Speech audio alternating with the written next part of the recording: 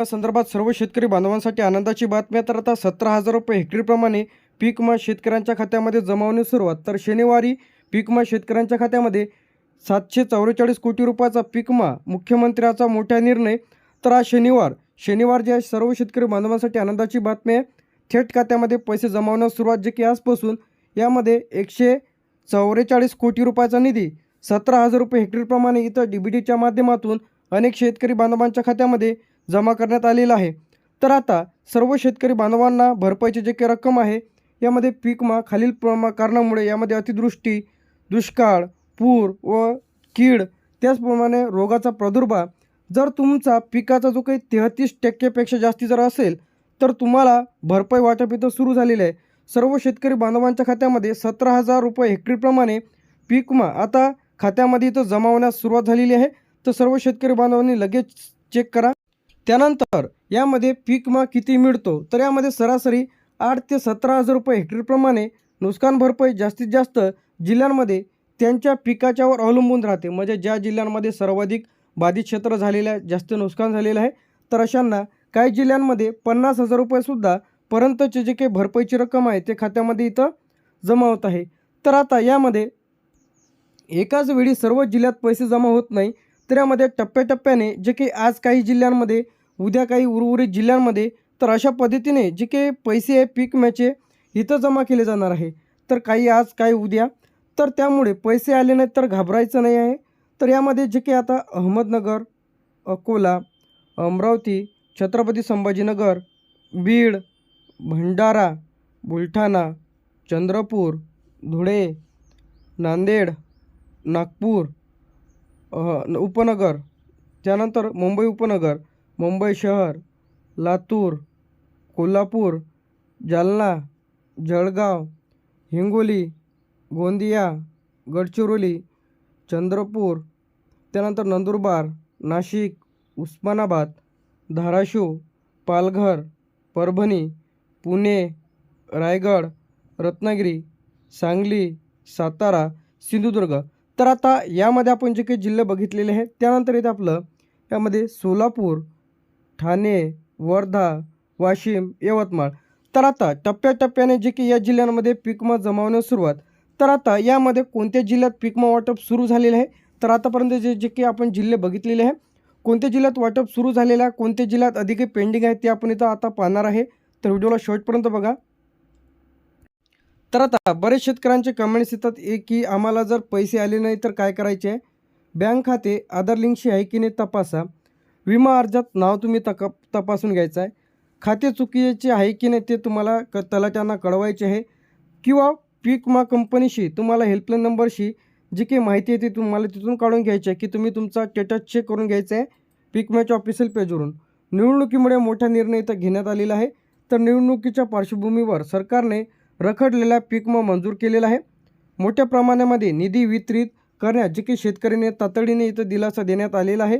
तर आता आज जे काही पेमेंट सुरू झालेले जे काही यामधील जिल्हे आहे, तर यामध्ये अहमदनगर, अमरावती, अकोला, बुलढाणा, यवतमाळ, वाशिम, जालना, बीड, लातूर, परभणी, नांदेड, हिंगोली, सोलापूर, धाराशिव, उस्मानाबाद। तर या जिल्ह्यांमध्ये शेतकरी बांधवांच्या खात्यामध्ये पैसे जमा होण्यास सुरुवात। तर आता जे काही सर्व शेतकरी बांधवांच्या थेट खात्यामध्ये या जिल्ह्यातील पैसे जमा होण्यास सुरुवात। तर आता यामध्ये जे काही पुढील पेंडिंग जिल्हे आहे, तर यामधील जे काही पेंडिंग जिल्ह्यांमध्ये यामध्ये जे काही टप्प्याटप्प्याने वाटप इथं होणार आहे। तर आता यामध्ये नाशिक, जळगाव, धुळे, नंदुरबार, छत्रपती संभाजीनगर, पुणे, सातारा, सांगली, कोल्हापूर, गडचिरोली, चंद्रपूर, वर्धा, नागपूर, त्यानंतर मुंबई उपनगर, मुंबई शहर, पालघर, ठाणे, सिंधुदुर्ग, रत्नागिरी, रायगड, भंडारा, गोंदिया।